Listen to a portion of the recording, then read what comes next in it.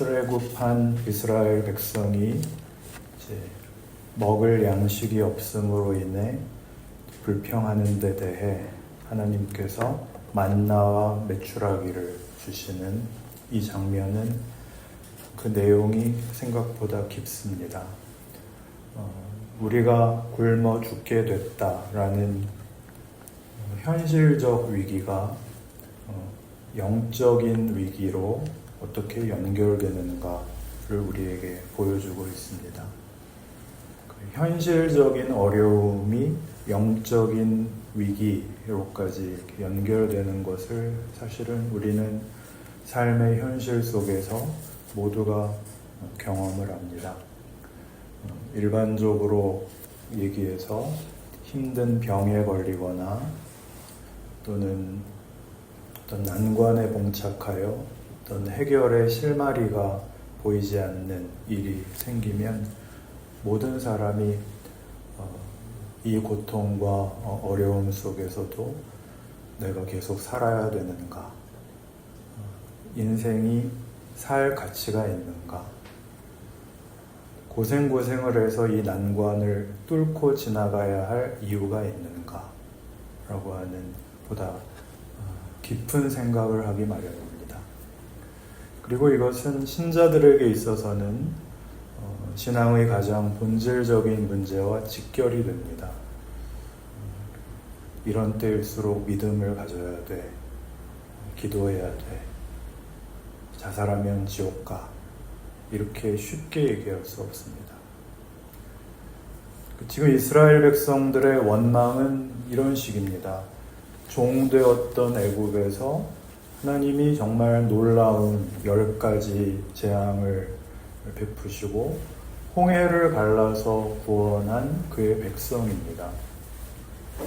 그런데 그 하나님의 능력과 열심을 동원해서 그 하나님이 꺼내셔가지고 먹을 것이 없는 광야에서 전부 굶어 죽게 한다면 그 기적이, 그 구원이 무슨 소용이 있느냐, 이렇게 연결되는 것입니다. 우리는 이 일의 결과를 아니까 나중에 결국 젖과 꿀이 흐르는 땅에 들어가는 결과를 아니까 믿음 없는 것들 이렇게 쉽게 치부하지만 사실은 어느 시대에나 하나님의 백성들이 겪는 현실상의 갈등, 성도들의 신앙생활에서 가장 고민거리가 되고 모두가 어려워하는 동일한 문제입니다. 성자 하나님이신 예수님께서 우리를 구원하시고 복 주시고 우리를 사랑해 주셔서 우리를 위해서 십자가까지 지셨답니다. 우리를 위하여 죽으셔서 우리를 죄와 사망에서 구원하시고 우리를 영생복락으로 인도하십니다. 다 합니다. 그런데 우리는 지금 현실적으로 답답한 일에 둘러싸여 있습니다. 애들은 말 안 듣고 몸은 아프고 돈은 잘 안 벌리죠. 돈 쓸 때는 많죠. 교회 왔는데 교회에서까지 어렵다고 헌금하라고. 보통 어려운 것이 아닙니다. 그러니까 결국 예수님까지 보내셔서 십자가에 못 박으셨다며. 그런데 그렇게 해서 얻은 구원이 지금 이렇게 하루하루를 전전긍긍하면서 살아야 되는 이 현실이란 말이냐, 이렇게 지금 연결이 되고 있는 것입니다. 이 문제가 해결되지 않아서 우리는 사실 신자된 현실을 신앙으로 사는 일에 실패하는 셈입니다. 하나님께서 이제 만나와 메추라기를 주십니다. 이 만나와 메추라기를 주신다는 이 사건은 배가 고픈 백성에게 먹을 것을 주시는 기적, 그것보다 훨씬 깊습니다. 기적이란 보통 우리가 초자연적인 것, 초월적인 것을 말하고 우리의 필요를 채우기 위한 어떤 비상한 하나님의 개입, 이렇게 이제 이해를 하고 예수를 믿는 우리 신자들은 온 천하 만물의 주인이신 하나님의 자녀로서 하나님이 우리를 위하여 언제든지 초자연적인 개입을, 초월적인 능력을 행사하실 것을 믿고 기대합니다. 그러나 신앙의 영역이나 방법을 늘 이렇게 초월적인 것, 초자연적인 면으로만 제한을 하면 우리는 많은 부분에서 하나님의 일하심을 놓치게 됩니다. 우선 하나님께서 만나와 메추라기를 주시는 이 장면을 보면 이것은 분명한 기적임에도 불구하고 이 기적은 자연 세계를 동원하여 기적을 이루십니다. 일부 학자들은 이 만나를 그 시나이 광야에서 볼 수 있는 타마리스라는 나무의 수액이거나 곤충의 분비물 등이 굳어진 것이었다라고 설명하기도 합니다. 이런 얘기는 성경을 부정하는 아주 발칙한 발상일까요? 만나가 무엇이었는지를 그 정확한 실체를 우리가 오늘날에도 정확하게 이렇게 확정을 할 수는 없으나 그런 식의 설명이 가능할 정도로 하나님은 자연세계의 질서를 사용하십니다. 프라이드 치킨을 주시지 않고 메추라기를 보내시죠. 물론 기적은 자연세계의 질서를 깨곤 합니다.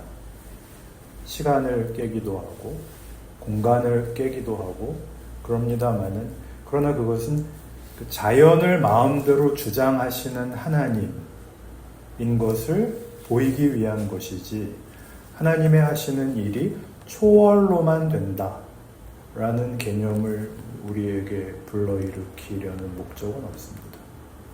무슨 뜻인가 하면 이 세상 자연에 속한 것은 하나님의 영역 밖의 일이고 거기는 세상이 주인이고 초월적인 것만 하나님의 일하심이고 내용이다.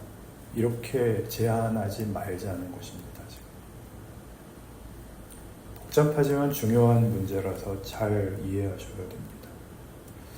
하나님은 언제든지 자연 질서 이상의 일을 하실 수 있습니다. 그걸 초월이라고 합니다. 그러나 자연 질서와 자연 세계 자체가 이미 하나님의 능력으로 만든 질서요 환경입니다.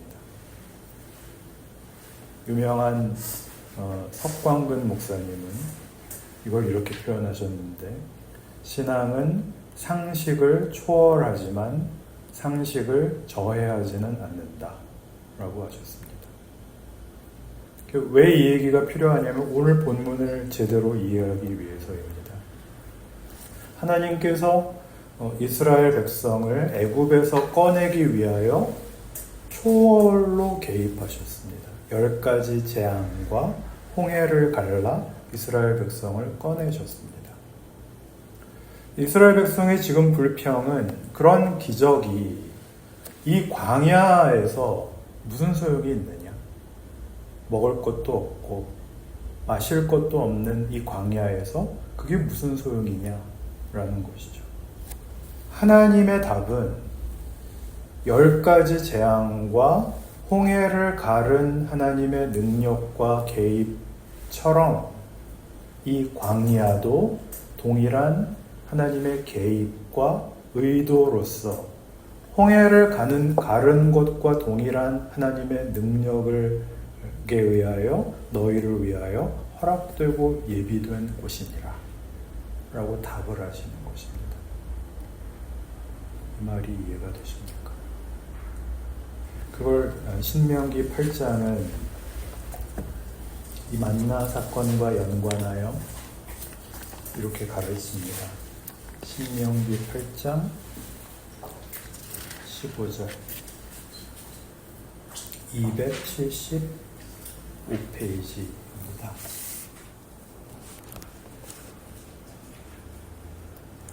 15절, 16절 두 절을 같이 읽겠습니다.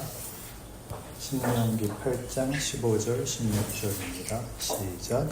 너를 인도하여 그 광대하고 위험한 광야, 곧 불뱀과 전갈이 있고 물이 없는 간조한 땅을 지나게 하셨으며 또 너를 위하여 단단한 반석에서 물을 내셨으며 네 조상들도 알지 못하던 만나를 광야에서 내게 먹이셨으니 이는 다 너를 낮추시며 너를 시험하사 마침내 내게 복을 주려 하심이었느니라.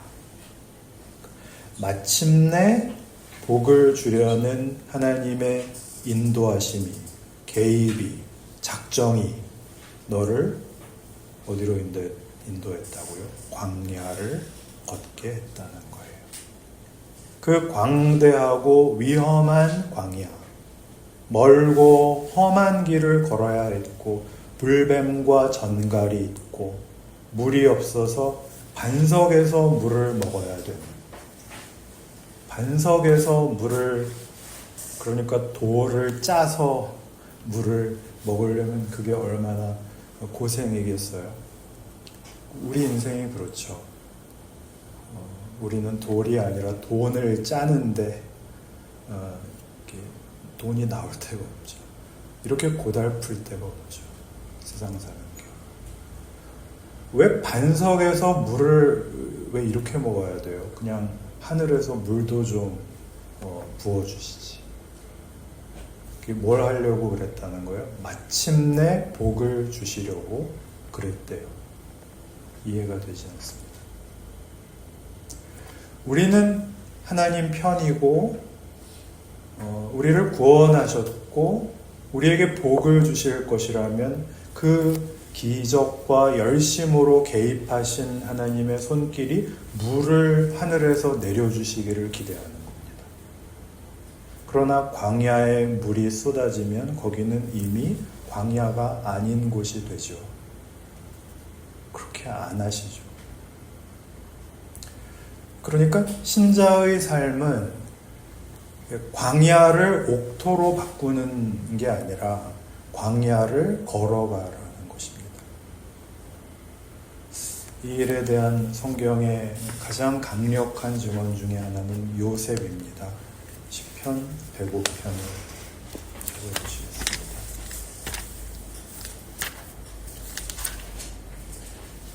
시편 105편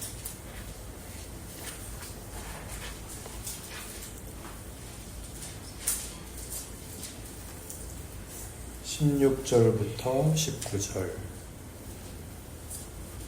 같이 읽겠습니다. 그가 또 그 땅에 기근이 들게 하사 그들이 의지하고 있는 양식을 다 끊으셨도다. 그가 한 사람을 앞서 보내셨으며 요셉이 종으로 팔렸도다. 그의 발은 착고를 차고 그의 몸은 쇠사슬에 매였으니 곧 여호와의 말씀이 응할 때까지라. 그의 말씀이 그를 단련하였도다. 요셉은 성경에 나타나는 인물 중에 가장 억울한 사람 중에 하나입니다. 왜냐하면 그는 잘못한 것이 없이 어떤 잘못한 사람보다 더 심한 고난의 인생을 산 사람이기 때문이죠. 억울한 종살이와 억울한 옥살이를 하죠. 그리하여 총리가 되어 자신의 영광일 뿐만 아니라 자기 민족을 구하고 세상을 구합니다. 그 당시의 고대 근동이라는 세상을 구하는 것이죠.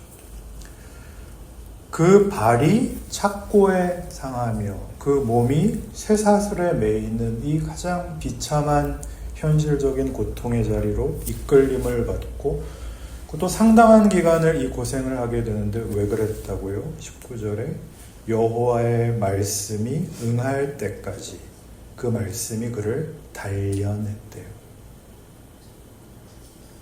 그러니까 하나님이 가지신 어떤 목적을 위하여 그가 이 고생을 해야만 했는데 하나님의 그 목적은 세상을 구하기 위하여 그가 쓸모있는 자가 되기 위해서가 아니고 1차적으로는 요셉 자신을 위해서입니다. 요셉 자신을 위해서. 하나님이 이 고난의 길을 그에게 준비하셨고, 그는 알지 못하는 길, 이해가 가지 않는 길, 그래서 매일 밤마다 절망과 좌절 사이를 왕복하는 갈등 속에서 이 기간을 지내야만 했습니다. 그리고 우리가 창세기 전에 볼 때 배운 대로 요셉은 나중에 하나님의 뜻을 이제 이해하고 하나님의 이 인도하심으로 말미암은 자신에게 허락된 결과에 대하여 마음 깊이 항복하게 됩니다. 그 항복이 뭐로 나타나죠? 용서예요. 그는 자기를 노예로 판 형제들을 용서하게 됩니다. 이런 얘기는 성경에 왜 있죠? 그저 요셉처럼 큰 꿈을 꾸어라, 꿈의 사람, 믿음으로 시험을 이겨라 라는 또 동화적이고 소극적인 내용 정도가 아닙니다. 그건 주일학교 아이들에게 가르치는 것이고, 우리는 초등학교를 다 졸업했으니까 더 깊게 이해를 해야죠. 하나님이 우리에게 무엇을 목표하시길래 이런 길을 걷게 하시는가 하는 이 과정들에 훨씬 큰 의미가 있습니다. 신약 성경 이번에는 마태복음 6장을 찾아보시죠.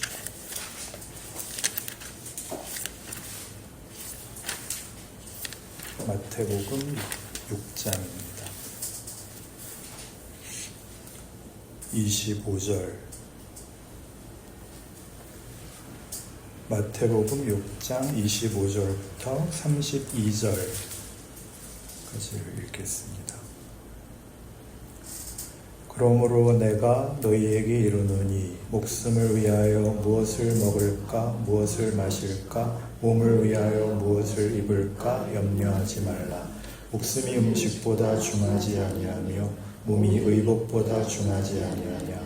공중의 새를 보라. 심지도 않고 거두지도 않고 창고에 모아들이지도 아니하되 너희 하늘 아버지께서 기르시나니 너희는 이것들보다 귀하지 아니하냐.